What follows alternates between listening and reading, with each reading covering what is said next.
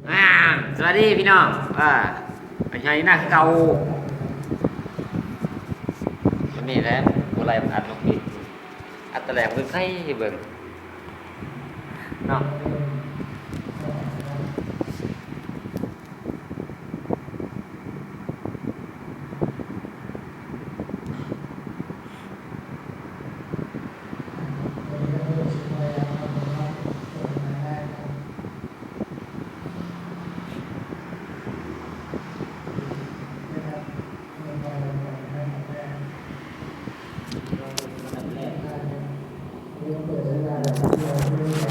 สบายดีสวัสดี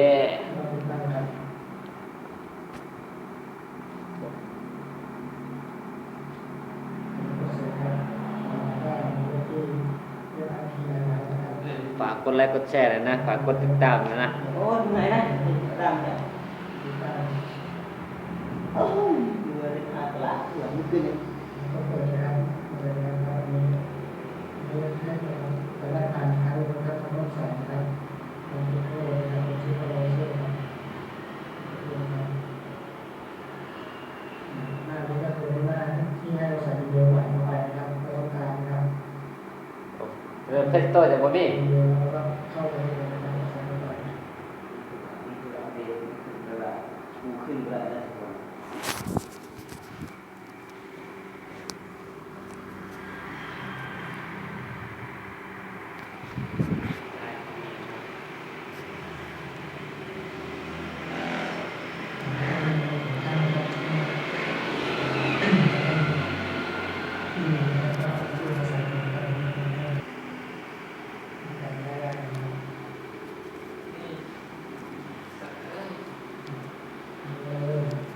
จวดพี่น้องจวด